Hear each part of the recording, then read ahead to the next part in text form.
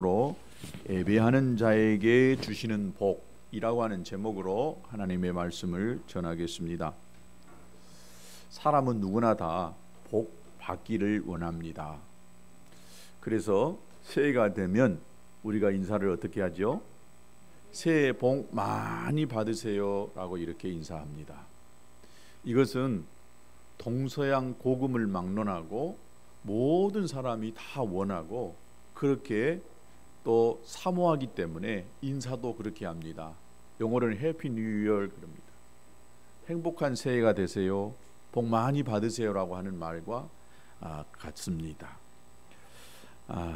이것은 원시대 사람들도 복을 받기를 원했습니다. 그래서 어떻게 하면 복 받을 수 있을까, 또 다른 말로 하면 어떻게 하면 잘 살 수 있을까를 생각해 가지고 이 돌로 연장을 만들었어요.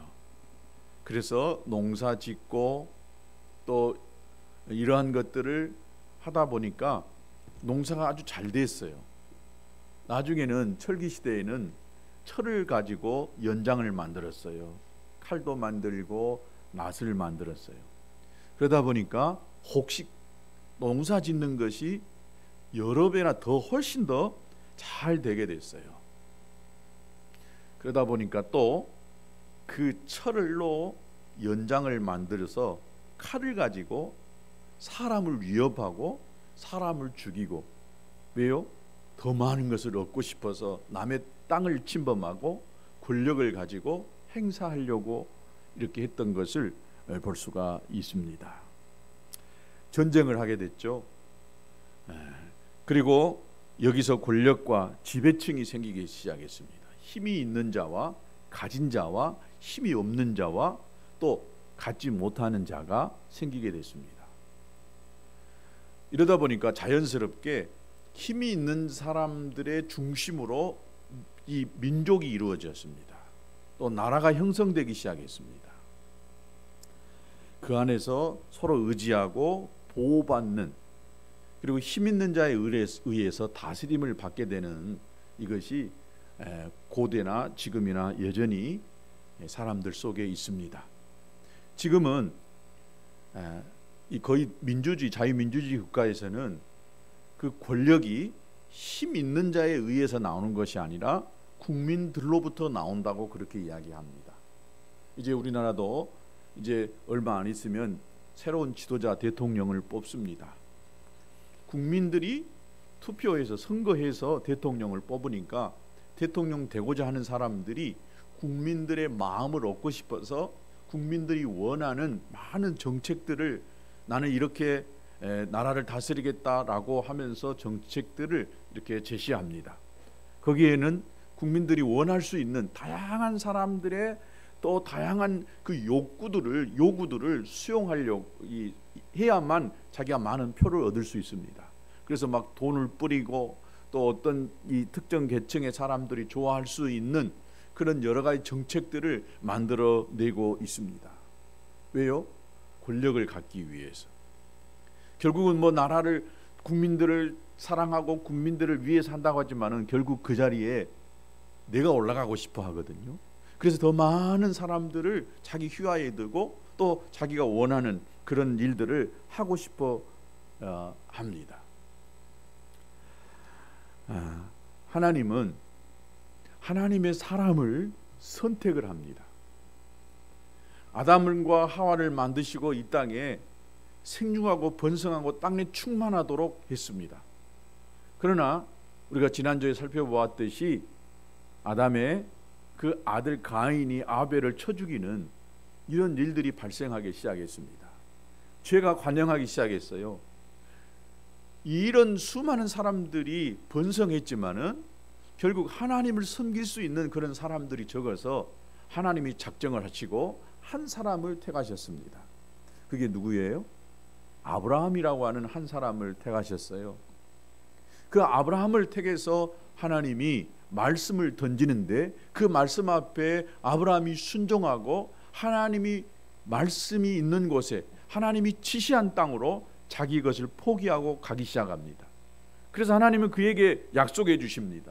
내 민족을 내가 너를 창대케 하시겠다, 너로 하여금 큰 민족을 이루겠다라고 하나님이 약속을 해주셨습니다.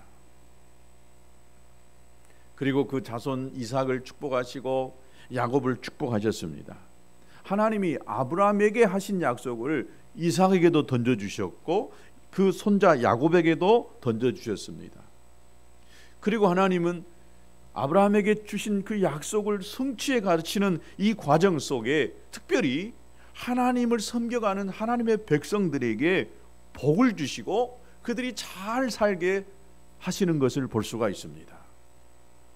하나님을 믿고 하나님을 섬겼더니, 하나님께 제사하고 예배했더니 이렇게 저들이 잘 되는 것을 세계 열방에게 보여주고 싶으셨어요. 그래서 한 사람을 택하고 한 민족을 택하였던 것입니다. 그들이 바로 이스라엘이라고 하는, 유대인이라고 하는 그 민족입니다. 불순종하고 하나님의 뜻대로 살지 아니할 때에 하나님은 계속해서 그들을 책망하고 징계하고 때로는 나라를 흩어져 버렸어요. 남과 북이 나눠졌고 그래도 하나님 앞에 순종하고 돌아오지 아니할 때에 하나님은 북쪽 이스라엘을 먼저 아수르라고 하는 나라에 의해서 멸망시켜 버렸어요. 다 흩어지게 만들었어요. 그리고 조금 있다가 BC 586년에 또 하나님이 또 그 남쪽 유다의 나라를 흩어 버렸어요. 그러니까 그때부터 이스라엘이라고 하는 그 나라는 이 땅에 존재하지 않았습니다. 그러나 그 민족은 여전히 남아 있었습니다. 그럼에도 불구하고 하나님은 여전히 이스라엘을 향한 아브라함에게 던져주셨던 그 약속을 놓지 아니하시고 돌아오기만 하면, 회개하고 돌아와서 하나님께 제대로 예배하는 삶을 살기만 하면 그들을 축복하시겠다고 하나님이 약속을 해주셨던 것입니다. 때가 되니까 하나님이 그의 아들 독생자 예수 그리스도를 이 땅에 보내주셔서 이제는 더 이상 유대인이 아닌, 이스라엘 민족이 아닌 예수 그리스도를 통하여 믿는 모든 자들이 다 복을 받도록 하나님이 유대에만 국한된 것이 아니라 예수 그리스도를 통하여 열방을 구원까지 하시는 하나님의 거대한 일을 이루셨던 것입니다. 그러나 분명 하나님은요, 아브라함에게 하신 그 약속을 완전히 던져버리지 아니하시고 끝까지 하나님 한편에서는 유대인이라고 하는 그 민족을 아직도 붙들고 계시는 줄로 믿습니다. 때가 되니까 없어졌던 그 민족이 슬금슬금 이스라엘 땅으로 다시 그 고국 땅으로 모이기 시작했습니다. 독일 히틀러에 의해서 히틀러가 자기들의 민족의 우월성을 드러내기 위하여 유대인들을 약 570만 명을 죽여버렸습니다. 여러분, 570만 명이라고 하는 것은 어마어마한 숫자입니다. 이거 홀로코스트라고 해야죠. 유대인들이 너무 똑똑하거든요. 그 당시에 유럽의 모든 경제, 이 모든 것들을 다 장악하고 있었어요. 나라도 없이 그냥 쉽게 말하면 나그네 같은 그런 이 민족인데도 그들을 보니까 뭔가 특별한 것이 있었어요. 그래서 히틀러가 유대인들을 말살해버리고 자기들의 독일 게르만족의 우월성을 드러내기 위해서 유대인들의 570만 명을 죽여버렸습니다.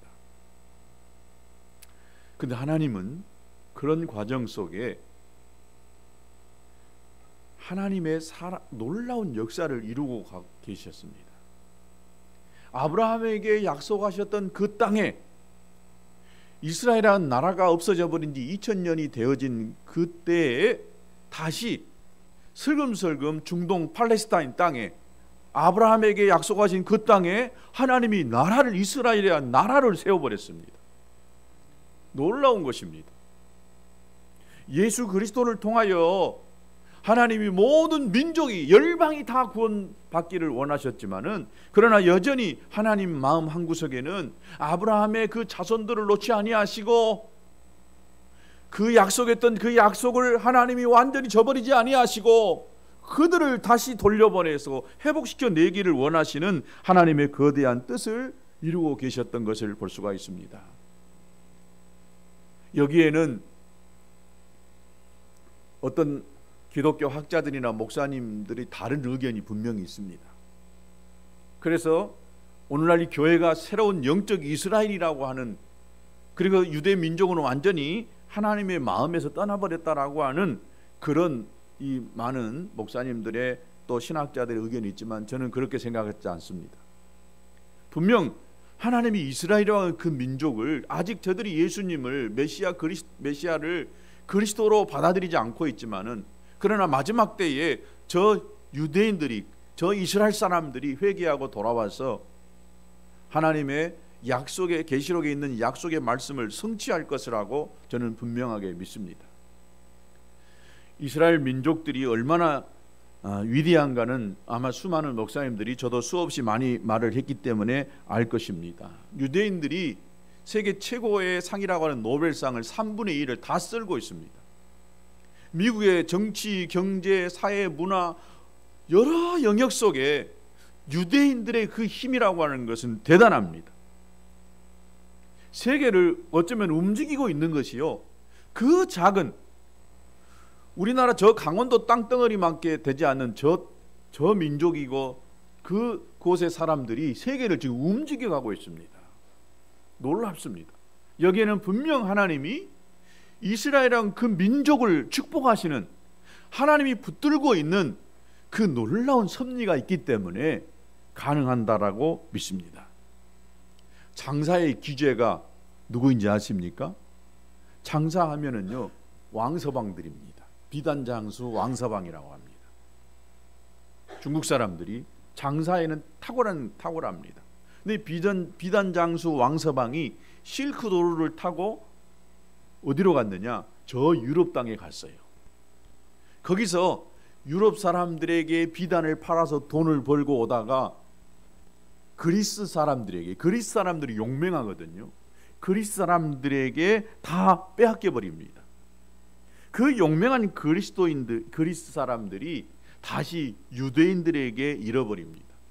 옛날부터 유대인들이요, 로마나 그리스 시장의 경제를 완전히 장악하고 지금도 여전히 이 세계의 모든 이 돈들을 우물딱주물딱하고 세계의 원론들을 깍 쥐고 있는 것이 유대인들인 줄로 믿습니다. 왜 그러느냐? 그들은요, 하나님의 말씀 앞에 순종하는 모습이 있어요. 나라를 잃고 또 서름을 당했지만은 그들이 여전히요, 자기들 방식으로 하나님을 섬기고 있습니다. 그러니 하나님이 완전히 저들을 놓지 못하고 붙들고 있는 줄로 믿습니다. 여러분, 이 세계에 잘 사는 나라들, 잘 사는 지역을 봐보세요. 어떤 나라들이 잘 사느냐? 여러분, 복음이 있는 곳에, 기독교가 있는 곳에 잘 사는 그런 나라들이 있는 것을 볼 수가 있습니다. 서구가 잘 산다고 그러잖아요. 서구 자본주의가 일어나는 그곳에 보면은 반드시 개신교, 기독교가 있었던 것을 볼 수가 있습니다. 이들 나라들이 다 잘 삽니다. 어떻게 해서 이 개신교들이 잘 살게 되었느냐? 그들에게는 이 잘 사는 개신교의 5대 생활 정신이 있었어요. 그것을 한번 보여주겠습니다. 그 첫 번째가 오직 믿음이었습니다. 그들은 오직 믿음으로 산다. 두 번째, 하나님 앞에서 정직하게 산다. 코람데오라고 합니다.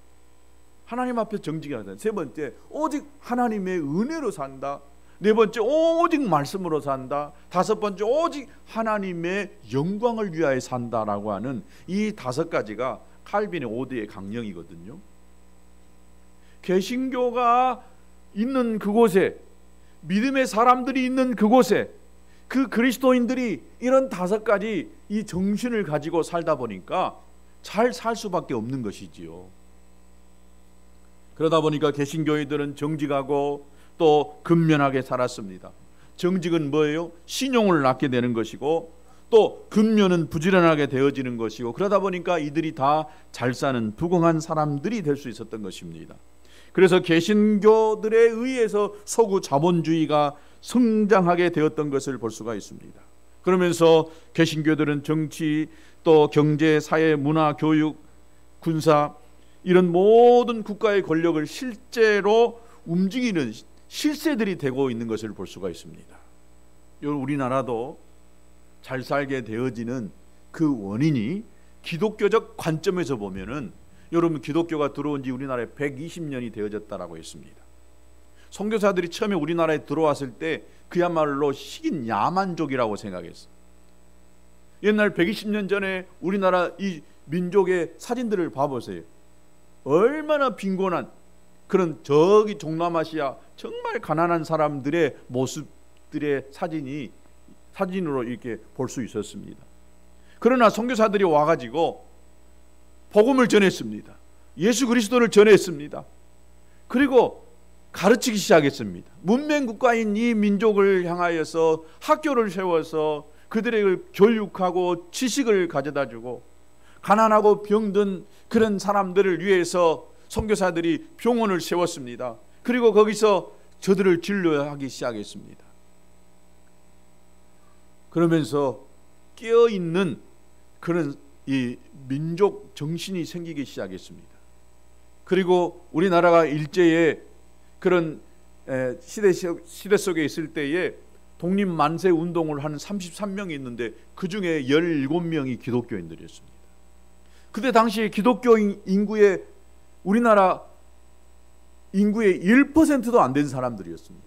그럼에도 그 나라를 깨우고 이 국민들을 이 선구자 역할을 했던 사람들이 개신교 기독교인들이었습니다. 하나님의 말씀이 들어가고 복음이 들어가면 의식이 달라지기 시작합니다. 국가관이 달라지기 시작합니다. 세계관이 달라지기 시작합니다. 가치관이 달라지기 시작합니다. 그저 자기만 생각하고 또 나만 잘 살려고 하는 그런 사고에서 벗어나서, 여러분 그리스도의 정신이 뭡니까? 십자가잖아요. 십자가는 남을 위해서 희생하고 헌신하고 나누고 베푸는 것입니다. 하나님의 말씀이 들어가니까 이 나라 민족의 사람들의 생각이 바뀌기 시작했고, 그리고 근면하고 성실하기 시작했고 부지런하기 시작했습니다. 거기에는 또 우리나라 최초의 대통령 이승만 대통령이 장로님이셨잖아요. 믿음의 사람이 있었잖아요. 나라가 세워질 때 최초의 그 국회에 처음 개원할 때에 거기에 여운형 목사님이란 분이 이 나라를 쉽게 말하면 대한민국을 통째로 하나님 앞에 바쳐버렸어요. 이 대한민국을 하나님이 사랑하시고 하나님이 세웠으니까 하나님이 축복해 주십시오라고 이 나라를 바쳐버렸어요. 이 말도 지금 비기독교인들이 들으면 웃길 겁니다. 옛날 이명박 대통령이 나라를 바쳐본다 해가지고 얼마나 떠들썩했습니까? 믿음의 관점에서 보면 하나님이 이 나라를 다스리면 이 나라는 잘 될 수밖에 없습니다.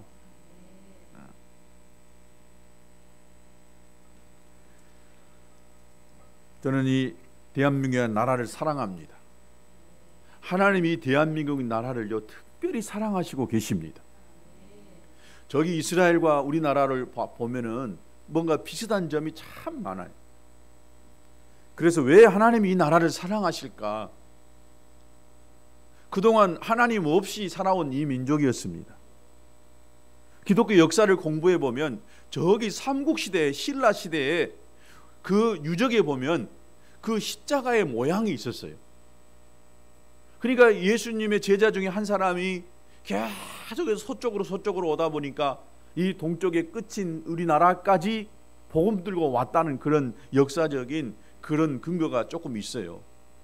그럼에도 불구하고 우리 민족은요 옛날부터 불교 국가였고 또 유교 국가였습니다. 기독교가 들어오기 전에 얼마나 많은 우상을 섬기는 이 민족이었습니까? 그러나 요즘 집집마다 제사 지내는 집이 그렇게 많지는 않습니다. 그 기독교의 영향이라고 믿습니다. 복음이 들어오니까 이 나라가요 급속도로 발전하기 시작했습니다. 박정희라고 하는 그런 군사 정권이 들어섰지만은 그런 이 어떤 강압적인 군사 정권에 의해서 되어진 것도 있지만은 경제 5개년 계획을 통해서 그 어려운 이 대한민국이 한강의 기적을 이루어 가지고 이 개발 도상 국가로 팍 올라가기 시작했습니다. 이 민족의 의식이 보면은 뭔가 특별한 것이 있습니다. 거기에는 하나님이 이 민족을 축복하심이 있었다라고 믿습니다. 교회가 들어오고 교회는요 폭발적으로 교회가 부흥하기 시작했습니다. 50년대 6.25 전쟁이 끝나고 선교사들이 들어오고 60년대 70년대 막 교회가 부흥하기 시작했고, 여의도 순복음교회는 세계에서 제일 큰 교회가 있었고, 영락교회는 세계 장로교에서 제일 큰 교회가 생겼고, 또 감리교회도 세계에서 제일 큰 교회가 우리나라에 2개나 있었습니다. 왜 이렇게 하나님이 이 한국 땅에 복을 주실까? 여러분, 교회가, 이 민족이 그리스도를 받아들이고 또 하나님을 향한 그 열망이 있고 선교에 대한 열망이 있다 보니까 하나님이 이 나라에 복을 주셨습니다. 그러나 이 민족이 교회를 핍박하고 교회를 비방하고 교회를 무시하고 하나님을 떠나면 이 나라는 소망이 없습니다. 교회가 잘못한 것도 분명히 있기는 합니다. 그러나 아직도 이 나라의 소망은 여러분 교회라고 믿습니다. 교회가 깨어 있으면 여러분 이 나라는 소명이 있습니다. 수많은 교회들이 잠자고 있고 그리스도인들이 믿음에서 떠나고 교회에서 떠나지만은 아직도 여전히 밤잠을 안 자고 눈물로 기도하는 수많은 젊은이들이 있고 수많은 기독교인들이 있는 것을 봅니다. 저도 새벽에 일어나서 잠이 안 올 때 가끔 유튜브를 보다 보면은 정말 새벽 2시, 3시인데 거기 온라인상으로 모여서 찬양하고 기도하는 거룩한 무리들이 있는 걸 보면서 얼마나 도전받는지 모릅니다. 아직도 이 나라에 소망이 있구나. 저렇게 깨어서 밤잠 안 자고 기도하는 거룩한 무리들이 있기 때문에 이 나라는 소망이 있구나. 다 무너진 것 같지만 하나님이 그곳에서 새로운 역사를 일으켜 세워주셨듯이 이 나라를, 교회를 다시 세워주실 것이다. 유대인들이 570만 명이 죽었지만은 그런 하나님은 그것을 통해서요, 그리고 10년도 안 된 1945년도에 저기 48년도에 여러분 팔레스타인 땅에 이스라엘 나라가 세워져 버렸어요. 놀라운 하나님의 역사입니다. 정부가 또 여러 영역에서 교회가 어려움 당하고 핍박을 당하고 교회가 만개 교회가 문을 닫았다라고 그런 이야기합니다. 수많은 사람들이 떠났다고 합니다. 그러나 하나님이 부흥의 바람을 불기 시작하면은요, 엄청난 수많은 사람들이 다시 주님께 돌아오고 또 그래서 세계 선교하는 이 한국 교회가 될 줄로 믿습니다. 저는 우리 교회가 또 그렇게 쓰여질 수 있게 되기를 주님의 이름으로 축복합니다. 우리 모두가 붙어 있고 깨어 있으면 하나님이 반드시 축복하시리라고 믿습니다. 여러분, 2022년도 우리 교회는 하나님께 더 가까이 가서 복을 받자, 하나님께 더 가까이 가는 것이 복이다라고 이렇게 캐치프레이를 정해놓고 그 하나님께 가까이 가기 위해서 예배 잘 드리자라고 하는 그런 메시지를 계속해서 전하고 있습니다. 예배가 무엇인가를 말씀했고 또 예배를 우리가 성공시켜야만 된다라고 하는 말씀을 드렸습니다. 예배를 잘 드리면 여러분 반드시 그 속에 하나님의 복이 있기 때문에, 하나님을 가까이 하는 것이 복이라고 했기 때문에 하나님을 가까이 하는 이 예배를 잘 드리면 분명 하나님은 복 주신 줄로 믿습니다. 여러분, 예배는 하나님을 경외하는 행위인 것입니다. 예배는 하나님께 영광을 돌리는 행위인 것입니다. 이런 예배를 드릴 때에 하나님이 그 예배를 받으시고 하나님의 예배를 받으시면 반드시 거기에다가 복을 내려주시는 줄로 믿습니다. 하나님은 공짜라는 것이 없습니다.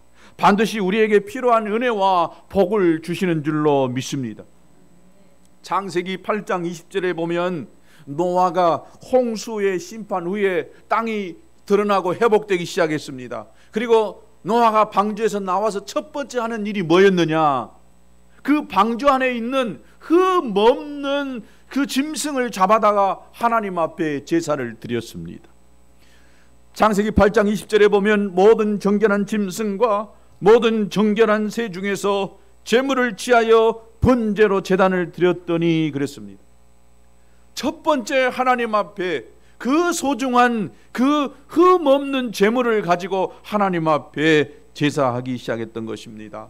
노아가 아직 농사도 짓지 않고 짐승도 먹여서 새끼를 잘 치지 않은 가운데 저 홍수를 피하기 위해 태웠던 짐승 중에 흠 없는 것을 골라서 하나님 앞에 예배를 먼저 드렸다고 하는 것입니다. 대단한 믿음인 것입니다.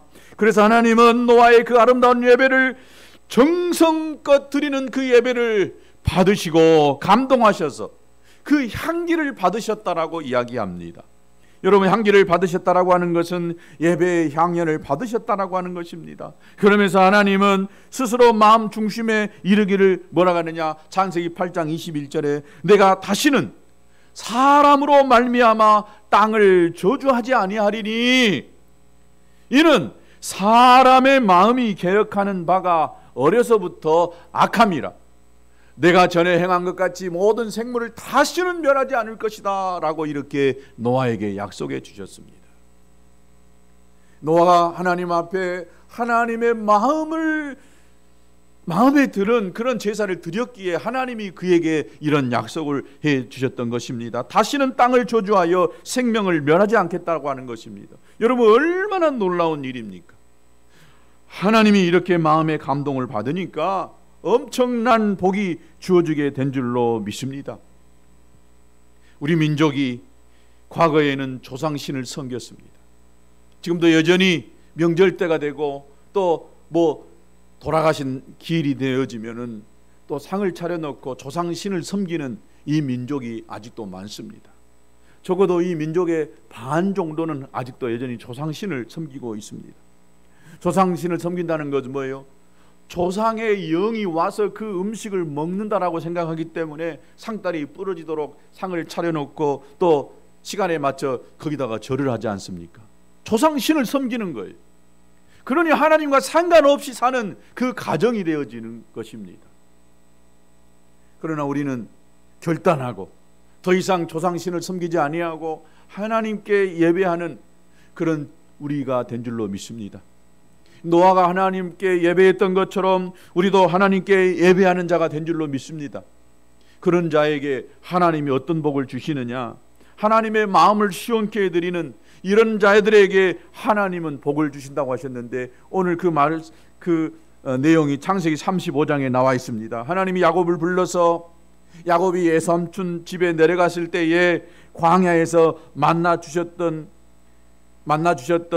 그 하나님께 단을 쌓겠다고 약속했던 베델로 올라가지 아니하고 야곱이 중간에 이 세겜이라고 하는 땅에 머물러 버려요. 그러다 보니까 거기서 어떤 어려움이 온지 아십니까? 딸 디나가 강간을 당해버려요.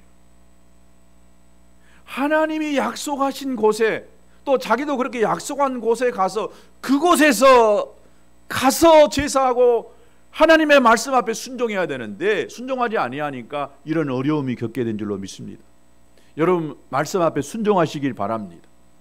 여러분이 순종하지 아니하면 야곱이 그 숫곳 세겜 땅에서 그 가정에 어려움이 당하듯이 여러분 가정에도 그런 어려움이 올 수 있다는 사실을 여러분 믿으시기를 바랍니다. 그럴 때 하나님이 다시 찾아옵니다. 그리고 말씀합니다. 그리고 그 말씀에 따라 야곱이 하나님 앞에 제단을 쌓을 때에 하나님이 복을 주십니다. 어떤 복을 주시느냐? 첫 번째, 야곱의 이름을 완전히 바꿔줘 버립니다. 오늘 본문의 9절에 보면 야곱이 밧다라람에서 돌아오매 하나님이 다시 야곱에게 나타나사 그에게 복을 주시고 하나님이 그에게 이르시되 내 이름이 야곱이지만은 내 이름을 다시는 야곱이라 부르지 않겠고 이스라엘이 내 이름이리라, 내 이름이 되리라 하시고 그가 그의 이름을 이스라엘이라 부르시고, 하나님이 그의 이름을 바꿔버린 것입니다. 창세기 35장 1절에 보면 베델로 오라가 거기서 단을 쌓아라 이렇게 이야기했습니다. 그리고 야곱이 그대로 순종하니까 그 순종에 따라 거기서 제단을 쌓고 거기서 하나님께 제사를 드리니까 하나님이 첫 번째 복이 바로 이름을 바꿔주시는 복이었습니다. 야곱이 이스라엘의 이름이 되는 것입니다. 여러분, 이름의 의미는 매우 중요합니다. 나라의 의미도 굉장히 중요합니다. 사람의 이름도 굉장히 중요합니다. 이름대로 되는 줄로 믿습니다. 그래서 어떤 이름이든지요, 이름을 잘 지어야 돼요. 야곱의 이름이라는 뜻이 뭐냐? 발 뒤꿈치를 잡는 자입니다. 거짓말쟁이, 또 나쁜 말로 하면 사기꾼이라고 하는 뜻을 가지고 있습니다. 근데 반면에 이스라엘이라고 하는 뜻은 뭐냐? 하나님과 겨루어 이겼다라고 하는 뜻입니다. 하나님과 겨루어 이길 수 있습니까? 이길 수는 없어요. 그만큼 이 야곱이 하나님을 꽉 붙들고 놓지 않았다, 하나님을 완전히 붙잡았다라고 하는 그런 의미가 담겨져 있던 것입니다. 여러분, 이름이 그렇게 중요한 것입니다. 이름이 바뀐 것 뭐가 중요합니까? 아니에요. 이름을 바뀐다는 것은 인생이 바뀐다는 의미인 것입니다. 여러분, 이름을 바꾸는 경우가 있었죠. 아브라함이 아브라함으로 바뀌었어요. 아브라함은 뜻이 무엇이느냐? 큰 아버지라고 하신 뜻이 있었어요. 그것도 나쁜 뜻이 아니었어요. 나쁜 이름이 아니었어요. 근데 아브라함으로 바뀌었어요. 아브라함은 뭐냐? 열국의 아버지라는 거예요. 한 집안의 큰 아버지였는데 이제는 그 이름이 열국의 아버지로 바뀌었다는 거예요. 얼마나 좋은 이름이. 그 이름을 하나님이 바꾸어 줬습니다. 그의 부인 이름이 사레였습니다. 사레는요, 왕의 여자라고 하는 뜻입니다. 굉장히 좋죠, 이것도. 그런데 사라라고 바뀌었어요. 사라고 하는 이름이 뭐냐? 열국의 어머니라는 거예요. 한 사람의 여자였는데 열국의 어머니가 되는 이런 축복을 얻게 됐다는 것입니다. 신약에서도 대표적인 사람이 있습니다. 누굽니까? 예수님의 수제자였던 베드로입니다. 베드로 이름이 원래는 뭐예요? 시몬이라고 하는, 시몬이라고 하는 뜻이 뭐예요? 이 사막 황리하라고 하는 뜻을 가지고 있어요. 황폐한 것 뜻이에요. 그런데 그 이름을 하나님이 베드로라, 게바라, 반석이라는 거예요. 사막은요, 바람 불면 막 흔들릴 수밖에 없어요. 바람 부는 대로 갈 수밖에 없어요. 그 다른 말로 하면 갈대라고 하는 뜻을 가지고 있다라고도 이야기합니다. 그런데 그 이름을 하나님이 반석이다라고 지어졌어요. 이름이 바뀌었다는 것은 매우 중요합니다. 그 사람의 인생이 바뀐다고 하는 것입니다. 문제는 어떻게 바뀌느냐가 중요하겠죠. 내가 바꾼다고 해서 바뀌어집니까? 내 인생이? 하나님이 개입하셔야 바뀌어집니다. 하나님이 그 이름을 아브라함에서 아브라함으로 바꾼다는, 하나님이 너의 인생을 바꾸겠다는 거예요. 하나님이 야곱을 이스라엘로 바꿨다. 이제는 하나님이 개입해서 이제는 이스라엘로 내가 너를 만들겠다라고 하는 뜻이에요. 아브라함이 아브라함으로 바뀌었다는 것은 내가 원해서 한 것이 아니라 하나님이 했다고 하면 하나님이 그렇게 만들어내겠다라고 하는 거예요. 우리가 하나님 앞에 예배를 잘 드리면 하나님이 우리들의 인생을 이렇게 바꾸어 주실 줄로 믿습니다. 내가 노력하고 예수지만은 안 될 수밖에 없어요. 그러나 하나님 앞에 똑바로 예배하면 우리들의 인생이 완전히 180도로 바뀌는 역사가 있을 줄로 믿습니다. 여러분의 힘으로 사시겠습니까? 아니면 하나님에 의해서 우리들의 인생이 바뀌는 삶을 사시겠습니까? 결정하실 수 있게 되기를 바랍니다. 하나님은요, 우리에게 복 주시는데 그 인생을 바꿀 때에 전에는 별 볼 일이 없는 사람이었다라고 한다면 이제는 별 볼 일 있는 사람으로 바꿔주시는 줄로 믿습니다. 전에는 무능력한 사람이었다면 이제는 능력 있는 사람으로 바꾸어 주시는 줄로 믿습니다. 전에는 가난한 사람이었다라고 한다면 이제는 하나님을 잘 섬기는, 하나님께 온전한 예배를 드리는 사람들에게 부요한 삶으로 바꿔주시는 줄로 믿습니다. 전에는 있으나 마나 하는 사람이었다라고 한다면 이제는 반드시 꼭 있어야 될 사람으로 만들어 주시는 줄로 믿습니다. 어떤 사람에게요?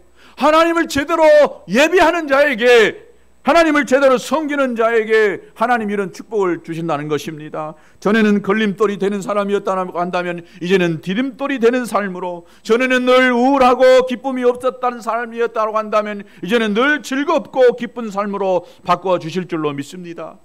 전에는 미움과 시기, 질투, 다툼으로 얼룩진 삶이었다라고 한다면 이제는 화해와 원유와 화평의 삶으로, 전에는 헐뜯음과 비방과 비난의 삶이었다라고 한다면 이제는 칭찬과 격려와 자랑하는 삶으로 바꾸어 주실 줄로 믿습니다. 어떤 자에게? 예배 잘 드리는 자에게, 예배하는 자에게 하나님이 이런 복을 주시는 줄로 믿습니다. 두 번째 축복이, 첫 번째는 이름을 바꾸고 인생을 바꾸는 축복이었다라고 한다면 후손이 생육하고 번성하는 복을 주신다라고 약속했습니다. 11절에 하나님이 그에게 이르시되 나는 전능한 하나님이라 생육하며 번성하라. 이 약속은 약 25년이 지난 다음에 야곱의 직계 자손들이 그 땅을 떠날 때에 저들이 남자만 70명이었습니다.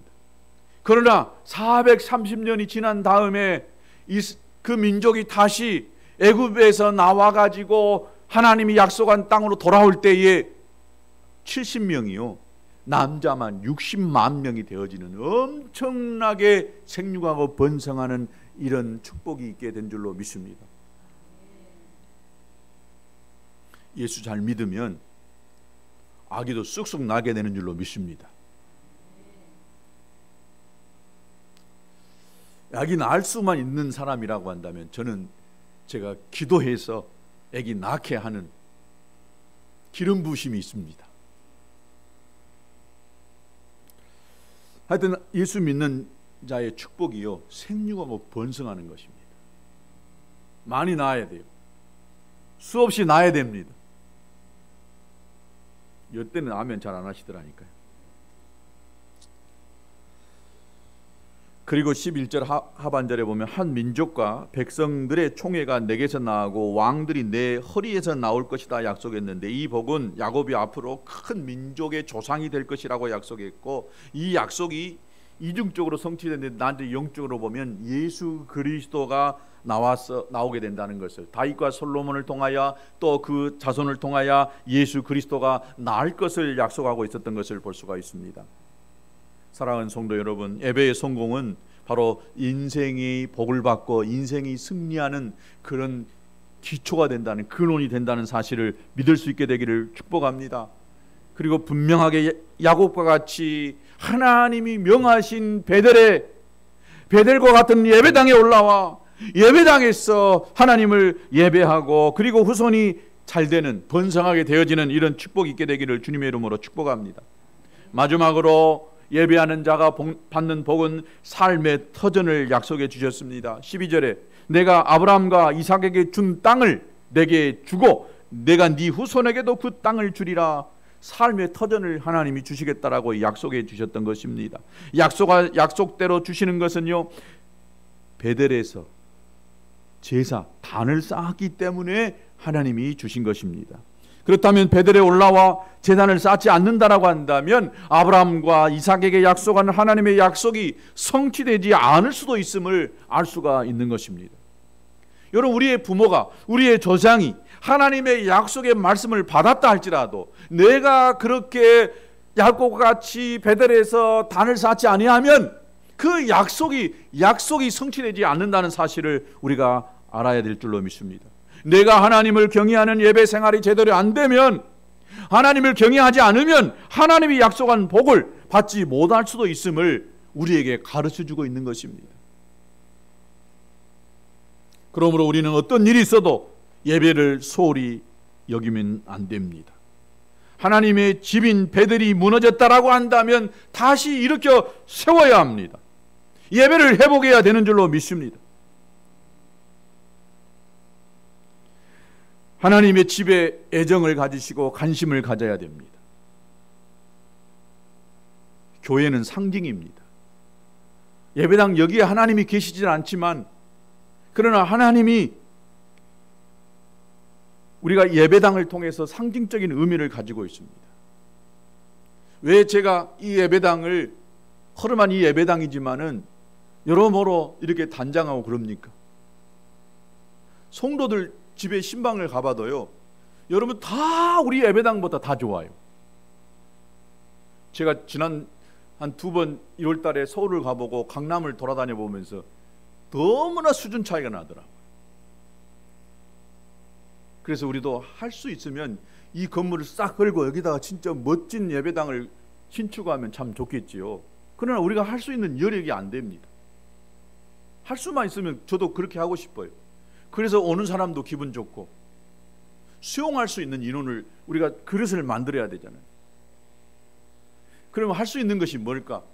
이대로 놔두고 그냥 주여 주여 하고 바라본 것이 아니라 할 수 있는 대로 이 예배당을 좀 잘 만들어 가야 되겠다. 꾸며야 되겠다. 또 하나님이 역사하고 있어요. 예배당 주위에 여러 가지 것들을 막 바꾸고 또 길이 나고 또 주차장도 만들게 하고 그러면서 제 마음에 계속해서 감동을 주시더라고요. 그래, 예배당이 아직 신축되지 않지만은 그나마 우리가 할 수 있는 최선의 것으로 잘 준비해서 오는 사람이 그냥 기분이 좋게 나도 그렇게 만들어야 되겠다라고 하는 그런 생각을 가지고 여러모로 좀 돈이 들어가지만 하고 있습니다. 혹시 우리 중에 불편하신 분이 있을랑가는 모르겠어요. 그러나 여러분 절대 그렇게 생각하지 마세요. 야곱이 베델에다가 자기 단을 쌓고 거기다가요 포도주를 붓습니다. 포도주를 전제물에다가 그 위에 전제물을 붓고 또 그 위에 기름을 붓습니다. 기름은 또 전제물은요 자기들의 소중한 것이었습니다. 노아도 그랬고 하나님 앞에 제사를 드릴 때 또 베델의 단에다가 돌단 위에다가 거기다가 기름을 붓고 거기다가요 포도주를 부을 때 사람들은 허비하다고 생각할 거예요. 예수님이 십자가에 못 박혀 죽기 전에 가부가 자기의 옥합 향유를 깨뜨려 가지고 예수님의 머리 위에 붓고 발 위에 붓습니다. 제자들도 야 그거 팔아가지고 가난한 사람들에게 나눠주면은 칭찬받고 좋을 텐데 왜 그걸 허비하느냐라고 그렇게 이야기합니다. 예수님도 모르시겠어요? 그러나 아니다라고 이야기합니다. 그의 헌신이 그가 주님을 앞으로 십자가에 죽으실 것과 부활을 준비한 그런 삶을 귀하게 여기셨고 그의 이름이 계속해서 오고 오는 세대까지 증거될 것을 예수님이 말씀하고 있었던 것입니다. 우리에게는 허비되고 낭비된 것 같지만은 그 마음의 중심을 아시기 때문에 하나님이 그를 축복하신 줄로 믿습니다. 오늘 우리들도 하나님 앞에서 온전한 예배, 하나님이 기뻐하시는 예배, 희생의 제사를 드리고 헌신할 때에 하나님이 그를 축복하시리라고 믿습니다. 여러분이 주님의 몸된 교회를 위해서 헌신하고 또 눈물 버리고 기도하면 반드시 하나님은 야곱을 축복하셨던 것처럼 여러분의 인생도 축복하고 여러분의 자녀도 잘되는 이런 역사를 이루실 줄로 믿습니다. 사랑하는 성도 여러분, 하나님이 기뻐하시는 예배를 드림으로 하나님이 주신 복을 누리시기를 주님의 이름으로 축복합니다. 예배를 잘 드려 야곱이 이스라엘로 바뀌는 인생이 바뀌는 이런 역사가 있게 되기를 축복합니다. 여러분의 자손들이 복을 받고 잘되는 역사가 있게 되기를 축복합니다. 여러분의 삶의 터전이 새롭게 생겨지고 여러분의 하는 일들이 잘되는 이런 역사가 있게 되기를 주님의 이름으로 축복합니다. 예배 잘 드리십시다. 예배에 성공하십시다. 같이 찬양하겠습니다. 찬양은 나는 예배자입니다. 찬양입니다.